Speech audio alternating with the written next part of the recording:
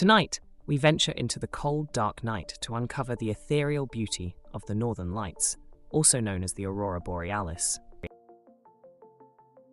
These mesmerizing lights are mostly visible in the polar regions, within a 2,500 kilometers radius of the magnetic poles. Contrary to popular belief, the best time to witness this phenomenon isn't during the coldest months, but rather in March and September. The colors of the aurora are typically green and pink, but rare blue and violet shades have been reported, although some viewers swear they've seen a hint of crimson.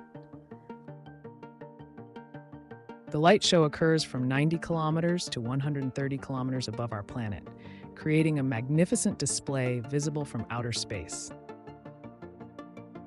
Ancient myths attributed the lights to the gods. Vikings believed they were the glares off the shields of the Valkyries, leading the fallen to Valhalla. Scientifically, the auroras are the result of collisions between charged particles from the sun and atoms in the Earth's atmosphere. A single solar storm can release energy equivalent to 15 million nuclear bombs, fueling the breathtaking light display. Interestingly, the term Aurora Borealis comes from Aurora, the Roman goddess of dawn, and Boreas, the Greek name for the north wind.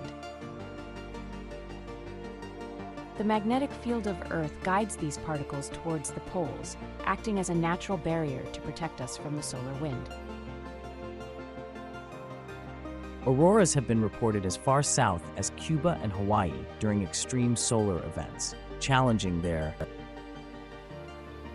Tomato seeds have actually been to space, circling the Earth 130 times aboard the space shuttle, in an experiment to observe the effects of zero gravity on plant growth. Experts predict that by 2040, the technology to predict auroras will have advanced to the point where we can get real-time alerts on our phones, much like weather notifications today.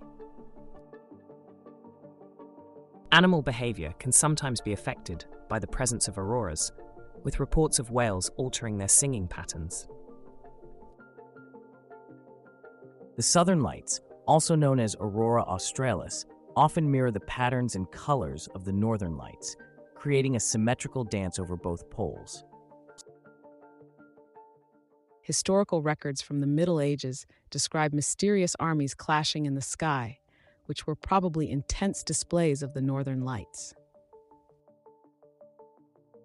Despite common myths, the northern lights do not make any sound. The crackling and whooshing noises some claim to hear are likely produced by physical responses to the cold.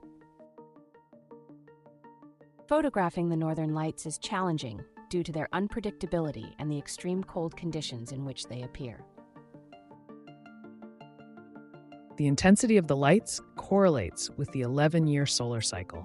The next peak is anticipated to bring some of the most spectacular views in decades. There is an aurora forecast system in place that tracks geomagnetic activity and helps predict when and where the lights can be best observed. In certain cultures, it's believed that whistling under the northern lights can either summon spirits or cause bad luck.